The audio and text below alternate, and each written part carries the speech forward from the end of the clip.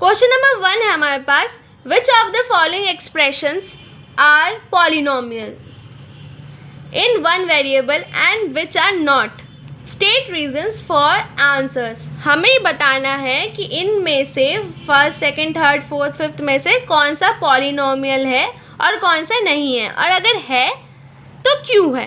तो पहले हम समझ लेते हैं कि पॉलिनोमियल हम कब कहते हैं, कौन से सिचुएशन में हम कह सकते हैं कि पॉलिनोमियल होता है।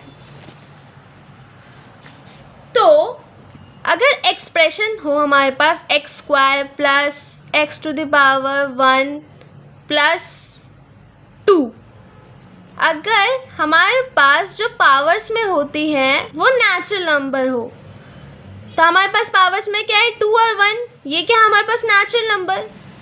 अगर पावर्स में जैसे x to the power a हो, यहाँ पे a जो हो वो नेचुरल नंबर के बराबर हो, तो हम कहेंगे क्या कि हाँ वो पॉलिनोमियल है। बट अगर x to the power a में -1 हो, -2 हो, -5 हो या कुछ भी नेगेटिव फॉर्म में हो, तो हम कहेंगे कि वो पॉलिनोमियल नहीं है। या अगर x to the power a अगर हमारे पास फ्रैक्शन के फॉर्म में हो, फॉर एग्जांपल 1/2, 3/2 या 2.15, मतलब ये नेगेटिव्स हो या आपके रैशनल या इर्रेशनल हो, तो भी वो पॉलिनोमियल नहीं कहलाएगा। पॉलिनोमियल तभी कहलाएगा जब हमारे पास a क्या हो, पॉजिटिव नेचुरल नंबर, और वो ना रैशनल नंबर हो ना इर्रेशनल नंबर हो, मतलब कि ना वो डेसिमल के फॉर्म में हो ना वो फ्रैक्शन के फॉर्म में हो। अगर वो सिर्फ और सिर्फ पॉजिटिव नेचुरल नंबर के फॉर्म में, तो हम कहेंगे कि हाँ वो एक पॉलिनोमियल है, वरना तो कहेंगे कि नहीं वो पॉलिनोमियल नहीं है। तो क्वेश्चंस पे आ जाते हैं। क्वेश्चन नंबर 1 है हमारे पास, फर्स्ट पार्ट है हमारे पास 4x square minus 3x plus 7। तो यहाँ पे हम क्या देख रहे हैं कि यहाँ पे पॉजिटिव नेचुरल नंबर है, यहाँ पे भी अगर x टू द पावर कुछ नहीं है तो हम ये समझेंगे कि x टू द पावर क्या है हमारे पास 1। तो यहाँ पे भी हम देख रहे हैं पॉजिटिव नेचुरल नंबर है, यहाँ पे भी क्या हम देख रहे हैं पॉजिटिव नेचुरल नंबर है। सेकेंड पार्ट में क्या है y टू द पावर 2, यहाँ पे क्या है हमारे पास वेरिएबल्स x। और दूसरी बात ये है कि वेरिएबल्स किसे कहते हैं, वेरिएबल्स अगर कोई भी एक्सप्रेशंस में कोई अल्फ़ाबेटिक टर्म्स हो, जस्ट लाइक यहाँ पे x है, इस वाले क्वेश्चन में y है, यहाँ पे हमारे पास t है, इस वाले में भी y है, यहाँ पे x है, y है, t है, तो हम इन सारे जो भी अल्फ़ाबेट्स हैं उनको हम क्या बोलेंगे, वेरिएबल्स बोलेंगे। तो हमारे पास दिख रहा है कि इस वाले वेरिएबल में फर्स्ट पार्ट में जो वेरिएबल्स है वो क्या है हमारे पास, उनके ऊपर जो पावर्स है वो क्या है हमारे पास positive natural number. Second part में भी जो हमारे पास वेरिएबल्स का जो पावर है वो क्या है हमारे पास पॉजिटिव नेचुरल नंबर 2 है, आगे कोई साइन नेगेटिव साइन नहीं है, तो हमारे पास क्या ये पॉजिटिव नेचुरल नंबर है। तो हम कह सकते हैं कि this expressions are polynomial because their power are positive। Next part है हमारे पास third part 3 to the power √t plus t √2। तो यहाँ पे अगर √t की वैल्यू जो होती है वो है t टू द पावर 1/2, तो t टू द पावर 1/2 है हमारे पास।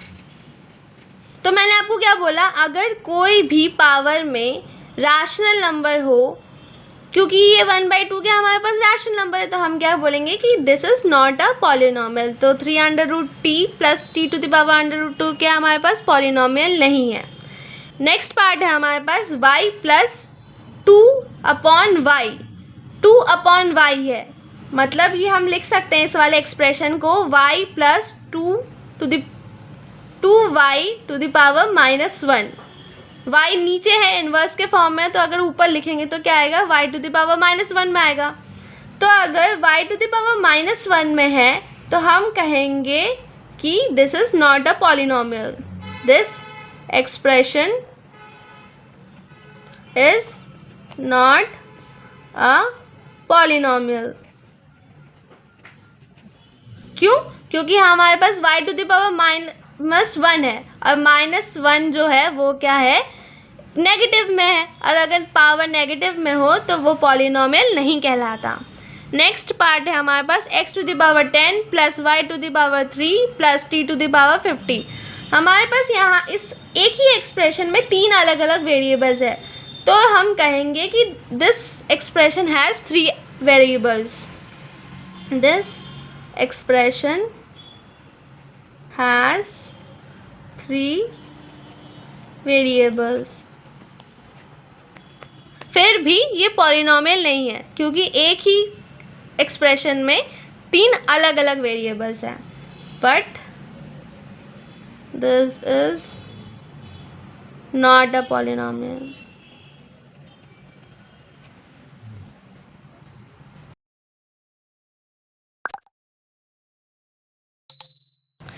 Question number 2, right the coefficients of x square in each of the following.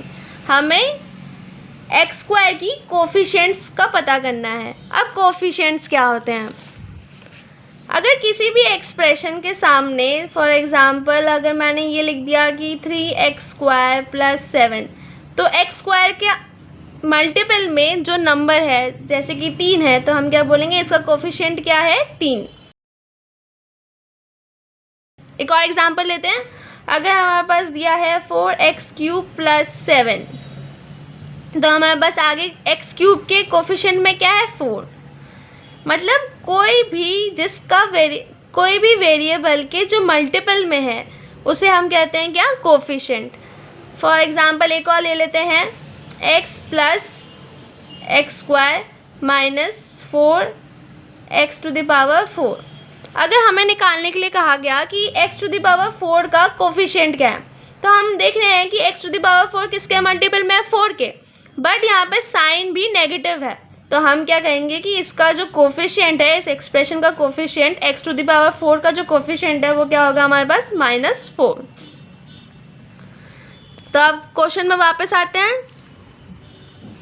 2 plus x² plus x, तो 2 प्लस x² प्लस x का हमें किसका कोफिशिएंट निकालना है, x² का कोफिशिएंट निकालना है। x² किसके मल्टीपल में है, 1 के मल्टीपल में है, क्योंकि अगर कोई x² के आगे यहाँ पे कुछ नहीं है तो क्या है, सिर्फ 1, तो हम कहेंगे क्या, इसका कोफिशिएंट क्या है, 1। नेक्स्ट है हमारे पास 2 माइनस x² प्लस x³। आप देख सकते हैं कि x² के आगे कुछ तो नहीं है, सिर्फ 1 है, बट यहाँ पे नेगेटिव का साइन है, तो हम कहेंगे कि इसका कोफिशिएंट क्या है हमारे पास, -1, क्योंकि हम सिर्फ क्या देखेंगे कि -1 इंटू -1 कितना होता है, +1 होता है, तो हमारे पास यहाँ पे -1 है कोफिशिएंट में x² के। नेक्स्ट है हमारे पास π/2 x² प्लस x² किसके मल्टीपल में है, π/2 के मल्टीपल में है, तो हम क्या कहेंगे कि x² का कोफिशिएंट क्या है हमारे पास, π/2। नेक्स्ट है हमारे पास √2x - 1। हमें तो यहाँ पे कोफिशिएंट ऑफ x² निकालने के लिए बोला है, बट यहाँ पे तो x² है ही नहीं, तो जब x² नहीं है तो हम बोलेंगे कि उसका कोफिशिएंट क्या है, 0। ओके।